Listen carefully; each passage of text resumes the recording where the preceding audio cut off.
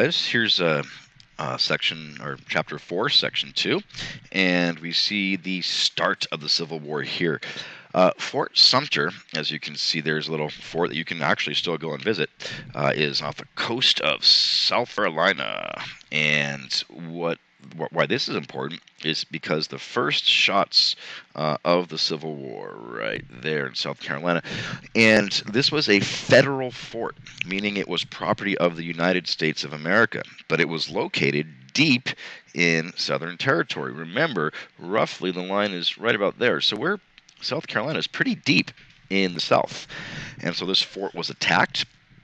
And it was really the opening shots of the Civil War, and they were able to easily capture Fort Sumter. But this was the official beginning of the Civil War, was the attack on Fort Sumter. Bull Run, this was the first land battle of the Civil War, and the term run is another term for like a stream or something like that, a small river. And the story behind this is that the Union, the North, felt that they were easily going to just crush the South. It wouldn't be any problem at all. And it turned out being the exact opposite. In fact, the Confederates really shocked the Union by winning that battle. And this really indicated that the Civil War was not going to be this really quick, sort of take a little bit of time, have the North just, steamroll over the South. It was actually going to be quite a long and protracted battle, and that's what the first Battle of Bull Run did. Stonewall Jackson, one of the great generals of the South. We know that one of the advantages the South had was that they had far, far better generals. And unfortunately, or fortunately, depending on which side you're on, he was killed by friendly fire. And, these things do happen. Friendly fire is still one of these things that happen even in modern times. But if you think back in the mid-800s, the South was wearing gray, the North was wearing blue. It's dusk, it's hard to see, it's far away. And he was killed by friendly fire. But he was admired by actually both sides for his bravery. Robert E. Lee, he was the top Confederate general for obviously the South, and really thought to be a military mastermind. He was offered to lead armies for the North, but he declined and instead fought for the South, but widely considered to be one of the greatest generals in American history. Antietam. And this is a Union victory, but they say 23,000 people were killed.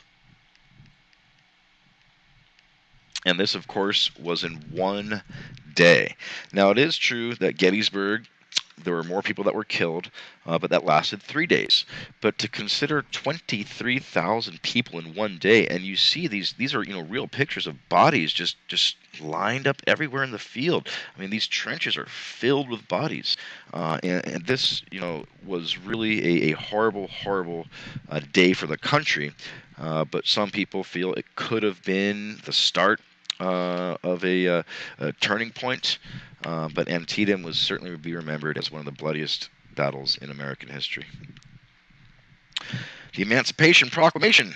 This is what freed the slaves behind Confederate lines. Now, the reason why this was controversial is because you couldn't get to the slaves behind Confederate lines. There was no military. Northern military was not there. They were not behind Confederate lines. So they didn't actually free any slaves. It was more of a mental sort of or psychological approach to sort of encourage uprising by the slaves behind Confederate lines, and also symbolic that we are not going to tolerate slavery. The other thing to consider, and we'll talk about this later, is if it would free all the slaves, what would happen to the border states? And we haven't talked about that yet, but the border states do play an important role. Conscription, the draft. We do not have the draft currently, but they did certainly back then, and it was a very, very controversial thing. In fact, there were lots of draft riots in the North. People didn't want to fight, and in the South, they were against the draft because they felt that it should be voluntary. You should, if you want to fight, you should volunteer to fight. If you don't want to fight, you shouldn't be forced to.